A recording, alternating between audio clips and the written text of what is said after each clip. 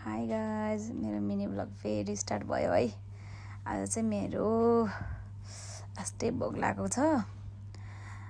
म चाहिँ यहाँ खाएर भिडियो बनाउँछु भने हो, तर मसँग स्ट्यान्डहरू केही पनि नभएर कस्तो समाउनै गाह्रो भयो क्या। त्यही देखाउँदै खाँदैछु, अगाडि पछाडि गर्दै मेरो।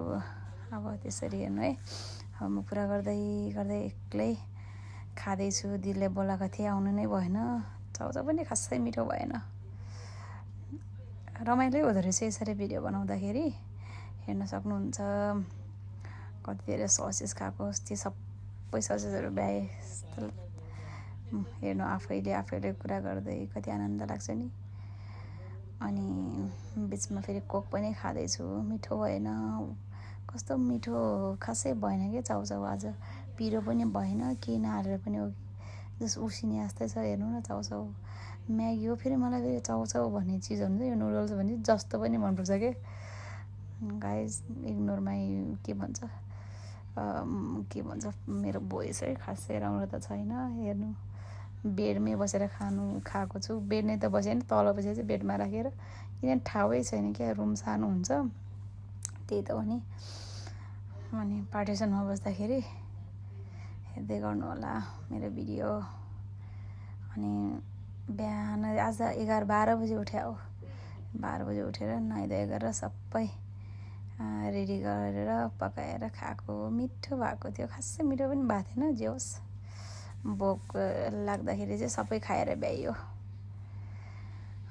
अनि कुरा गर्दैछु यसो खाँदै, खासै मिठो भएन भनेर, तर सबै सकाउन लागिसकेँ है। हेर्नु त यो लास्टतिरको हो। खाँदै एक्लै कुरा गर्दै बसेर छु त घरतिर, सम्झेर खाँदैछु भनौँ न। मिठो भएन, जति गर्दा नि हुँदैन, के हो यस्तो भनेर खाँदैछु गाइज।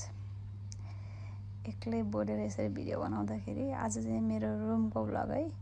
खासै भिडियोहरू बनाउनु त आउँदैन हो। सलादहरू पनि छ, खासै खाना त सकेको छैन, त्यही पनि मरिमरि खाँदैछु।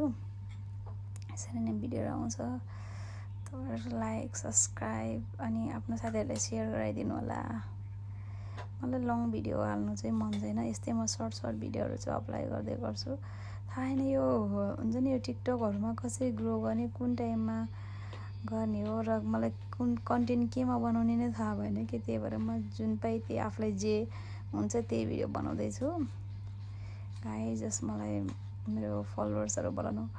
मैले के बिर्सेँ भने कपडा ल्याउनै बिर्सेँ। 1 घन्टा जति भयो होला।